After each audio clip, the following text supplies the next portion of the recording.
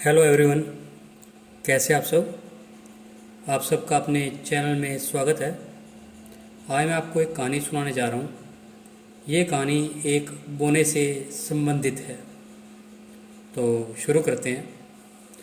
तक्षशिला के एक उत्कृष्ट गुरु से धनुर्विद्या प्राप्त कर एक बोना महान धनुर्धर बना, मगर जीविका के लिए वह जब भी किसी राज्य में जाता तो लोग उसकी योग्यता को जाने बिना ही उसकी ठिठोली करते।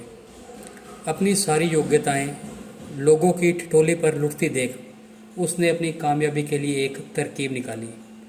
घूमता हुआ उसने भीमसेन नाम के एक हष्टपुष्ट जुलाहे को ढूंढ निकाला और उसके सामने अपने युद्ध कौशल को दिखाया और उसे एक सेनानी बनाने का प्रस्ताव रखा। जुलाहे ने उससे कहा कि वह सिर्फ बोने की सलाह मानता रहे। वह उसके अनुचरण के रूप में उसके पीछे खड़ा रहेगा और अपना सारा जौहर दिखाता रहेगा। बोने ने उसे फिर राजा के पास जाकर सेनानी बनने की नौकरी मांगने को कहा। भीमसेन ने वैसा ही किया। राजा ने भीमसेन को सिर्फ उसकी कद काठी को देखकर एक सरदार की नौकरी दे दी।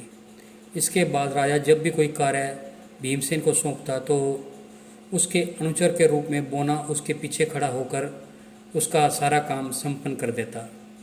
राजा और शेष लोग यही समझते कि भीमसेन वाकई में ही एक महान योद्धा था।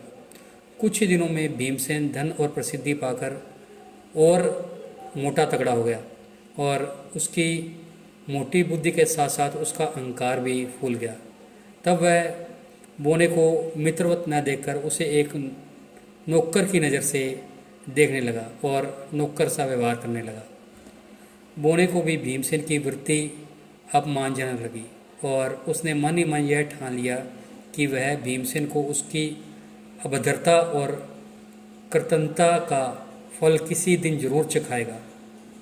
स्योवंश तभी पड़ोसी देश के एक राजा ने भीमसेन के राज्य पर चढ़ाई की। राजा ने भीमसेन को सेना का नेतृत्व सौंपा। भीमसेन एक विशाल हाथी पर सवार हो गया और बोने को अपने पीछे बिठा लिया, किंतु जैसे ही उसने शत्रु सेना को पास से देखा तो उसके होश उड़ गए। वह कांपता हुआ हाथी के ऊपर से गिरा और हाथी की लीद पर लौटता हुआ नजर आया। शत्रु सेना आगे पहुंच चुकी थी। बोना देशभक्त और वफादार सेनानी था। उसने तत्काल ही फौज की कमान अपने हाथों में संभाल ली और सिंहनाद करता हुआ शत्रु की सेना पर टूट पड़ा। उसके कुशल नेतृत्व में शत्रु सेना को मुँह खानी पड़ी और वे रणभूमि छोड़कर भाग गए। राजा ने जब बोने के युद्ध कौशल को सुना तो उसने तत्काल ही उसे अपना सेनापति नियुक्त कर दिया। बोने ने तब ढेर सारा धन पाकर भीमसेन को अपने पुराने काम पर लगा दिया। तो आपको ये कहानी कैसी लगी? अगर पसंद आई है तो वीडियो को लाइक कीजिए, शेयर कीजिए और चैनल को सब्सक्राइब कीजिए। बेल वाला बटन ज़रूर दबा दें ताकि हम ऐसी कोई और वीडियो डालें तो उसकी नोटिफिकेशन आपको मिल जाए। Thank you.